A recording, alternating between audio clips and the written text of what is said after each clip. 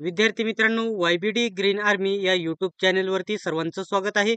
मित्रांनो, वनरक्षक भरती लवकरच प्रसिद्ध होईल आणि आपण मागील वर्षी घेतलेल्या सर्व प्रश्नपत्रिका बघायला सुरुवात केलेली आहे. आजच्या व्हिडिओमध्ये 9वी प्रश्नपत्रिका बघणार आहात. 9व्या शिफ्टमध्ये कोणते प्रश्न विचारले गेलेले आहेत. आधीच्या 8 शिफ्टचे जर तुम्ही प्रश्न बघितले नसेल तरी नक्की बघून घ्या. लिंक तुम्हाला डिस्क्रिप्शनमध्ये देत आहे. तर या ठिकाणी 2023 मध्ये 9व्या शिफ्टमध्ये पहिला प्रश्न विचारला होता, सर्वात मोठा सस्तन प्राणी कोणता? यापैकी मानव, हत्ती, देवमासा आणि यापैकी नाही. तर योग्य उत्तर पर्याय क्रमांक 3 आहे, देवमासा हे या ठिकाणी सर्वात मोठा सस्तन प्राणी आहे. ठीक आहे.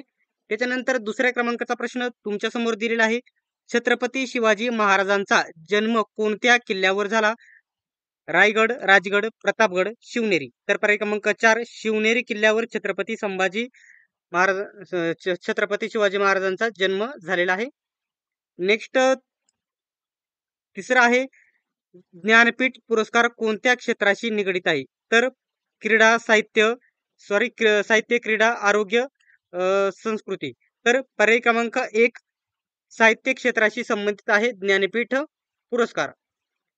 नेक्स्ट या ठिकाणी चौथ्या क्रमांकाचा प्रश्न तुमच्या समोर आलेला आहे, द्वीपकल्पीय भारतातील सर्वात मोठे नदीचे खोरे कोणते आहे जे महाराष्ट्रासह भारतातील अनेक राज्यांमध्ये पसरले आहे? कोणते आहे? तर पर्याय क्रमांक 4 कृष्णा नदीचे खोरे महाराष्ट्रासह भारतातील अनेक राज्यांमध्ये हे पसरलेले आहे, लक्षात घ्यायचं आहे. नेक्स्ट 5व्या क्रमांकाचा हा प्रश्न आहे, भारतातील शासकीय उपक्रमांच्या बाबतीत भारतीय रेल्वेचे स्थान काय आहे? सर्वाधिक लहान स्थान, सर्वाधिक मोठे, दुसरा सर्वाधिक मोठे, तिसरे सर्वाधिक मोठे. तर पर्याय क्रमांक 2 योग्य उत्तर आहे, सर्वाधिक मोठे स्थान आहे भारतीय शासकीय उपक्रमांच्या बाबतीत भारतीय रेल्वेचे सर्वात मोठे स्थान आहे. 6व्या क्रमांकाचा प्रश्न तुमच्या समोर उपलब्ध झालेला आहे. काय आहे प्रश्न? भारतीय राज्यघटनेचा कोणता अनुच्छेद असे स्पष्ट करतो की, अनुच्छेद म्हणजे कलम, भारतीय राज्यघटनेचा कोणता अनुच्छेद असे स्पष्ट करतो की राष्ट्रपती हे पदग्रहण केल्याच्या दिनांकापासून ते 5 वर्षाचा पूर्ण कालावधीपर्यंत पद धारण करतील? कोणत्या अनुच्छेदात असे म्हटलेले आहे? तर पर्याय क्रमांक 4 योग्य उत्तर आहे, अनुच्छेद 56 म्हणजे अनुच्छेद कलम 56 मध्ये असे म्हटलेले आहे. नेक्स्ट 7व्या क्रमांकाचा प्रश्न आहे, महाराष्ट्रातील कोणता प्रदेश हा काळ्या मातीसाठी ओळखला जातो? कोणत्या? तर काळ्या मातीवरती 100% प्रश्न विचारला जातो. भूगोलचे जास्त प्रश्न विचारले जातात वनरक्षक भरतीमध्ये. वनरक्षक भरतीचा जो स्पेशल टेलिग्राम ग्रुप आहे नक्की जॉईन करा, लिंक डिस्क्रिप्शन मध्ये देत आहे. तर योग्य उत्तर आहे पर्याय क्रमांक 4 दख्खनचे पठार हे या ठिकाणी हा प्रदेश काळ्या मातीसाठी प्रसिद्ध आहे. नेक्स्ट 8व्या क्रमांकाचा प्रश्न सोपा प्रश्न आहे, बाळ गंगाधर टिळकांनी कोणता नारा दिला होता? चारही तुम्ही नारे वाचून घ्यायचे आहे. क्रांती चिरंजीवी हो, इन्कलाब जिंदाबाद, जय हिंद आणि चौथं योग्य उत्तर आहे पर्याय क्रमांक बघू शकता, स्वतंत्र माझा जन्मसिद्ध हक्क आहे आणि मी तो मिळवणारच, असा नारा दिलेला होता बाळ गंगाधर टिळक यांनी. 9व्या क्रमांकाचा प्रश्न आहे, 1 मे 1990 मध्ये डॅश डॅश महाराष्ट्रातील सर्वात कमाल तापमान 48.4 आहे नोंदवले गेले. कोणत्या जिल्ह्यांमध्ये हे नोंदवले गेलेले होते? तर योग्य उत्तर आहे क्रमांक 1 जळगाव आणि वर्धा जिल्ह्यामध्ये हे सर्वाधिक तापमान नोंदवले गेलेले होते. 10व्या क्रमांकाचा प्रश्न आहे, महाराष्ट्रातील वैशिष्ट्ये कोणती आहेत? पठारी स्वरूप, समुद्रीय तटीय मैदाने आणि डोंगर रांगा, घनदाट जंगले. तर प्रभावी प्राकृतिक वैशिष्ट्ये कोणती आहेत? तर योग्य उत्तर पर्याय क्रमांक 1 आहे, पठारी स्वरूप हे योग्य उत्तर आहे. 11व्या क्रमांकाचा प्रश्न तुमच्या समोर आहे, प्रश्न समजून घ्या. डॅश डॅश राज्यातून जाणारा दक्षिण पश्चिम घाट 7000 किलोमीटरचे क्षेत्रफळ व्यापतो. हे फुल व प्राण्यांच्या जैवविविधतेने अतिशय समृद्ध आहे. कोणते आहे?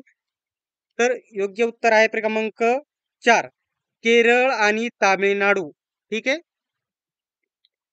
12व्या क्रमांकाचा प्रश्न आहे, लोकमान्य टिळकांनी लोकांचे प्रबोधन करण्यासाठी मराठा आणि केसरी ही वृत्तपत्रे प्रकाशित केली होती. केसरी कोणत्या भाषेत प्रकाशित केले होते? कोणत्या? आता एकदम प्रश्न समजून घ्या. आता जे केसरी कोणत्या भाषेमध्ये प्रकाशित केले होते मी तुम्हाला सांगतो. बघू शकता हे केसरी आहे, ते पर्याय क्रमांक 4 याचं योग्य उत्तर आहे, मराठी भाषामध्ये प्रसिद्ध केलेले होते. परंतु जर मराठा मराठा हे जर वृत्तपत्र विचारले तर इंग्रजी भाषेमध्ये प्रकाशित केले होते. ठीक आहे. नेक्स्ट आहे 13व्या क्रमांकाचा प्रश्न तुमच्या समोर आहे. भारतीय राज्यघटनेच्या कोणत्या घटना दुरुस्तीमध्ये 11व्या मूलभूत कर्तव्यांचा समावेश करण्यात आला? तर पर्याय क्रमांक 4 86व्या घटना दुरुस्तीद्वारे 11व्या मूलभूत कर्तव्यांचा समावेश करण्यात आला होता. ठीक आहे. 14व्या क्रमांकाचा प्रश्न तुमच्या समोर दिलेला आहे मी. काय आहे प्रश्न नीट समजून घ्या. तर संविधान सभेची पहिली बैठक कधी आयोजित करण्यात आली होती? कधी आयोजित करण्यात आलेली होती? तर पर्याय क्रमांक 1 योग्य उत्तर आहे 9 डिसेंबर 1946. 9 डिसेंबर 1946 रोजी संविधान सभेची पहिली बैठक आयोजित करण्यात आलेली होती. लक्षात घ्यायचं आहे. शेवटचा प्रश्न नीट समजून घ्या. बघू शकता.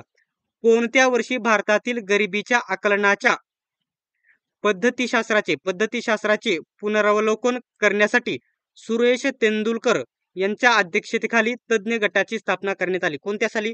2003, 2001, 2008, 2005. तर याचं योग्य उत्तर आहे क्रमांक. ही समिती या ठिकाणी कधी नेमण्यात आलेली होती? गटाची समिती स्थापन करण्यात आलेली होती 2005 मध्ये. ठीक आहे. तर आजच्या व्हिडिओमध्ये 9व्या शिफ्टचे आपण एकूण 15 प्रश्न बघितलेले आहेत. 10वी शिफ्ट या ठिकाणी उद्या बघायला भेटेल. अशाच प्रकारचे व्हिडिओ बघत राहण्यासाठी आणि वनरक्षक वनसेवक पदाच्या संपूर्ण तयारीसाठी YBD अकॅडमी या युट्यूब चॅनलला YBD अकॅडमी ग्रीन आर्मीला सबस्क्राईब करा आणि बेल आयकॉनलाही ऑन करा. आणि आपला वनरक्षक वनसेवक पदभरतीचा जो स्पेशल टेलिग्राम ग्रुप आहे नक्की जॉईन करून घ्या. त्याची लिंक मी तुम्हाला डिस्क्रिप्शन मध्ये देत आहे. याच्याबद्दल जर डाऊट असेल तर कमेंट बॉक्समध्ये नक्की विचारा. सर्वांनी व्हिडिओ शेवटपर्यंत बघितल्याबद्दल धन्यवाद. भेटूयात आपण नेक्स्ट व्हिडिओमध्ये.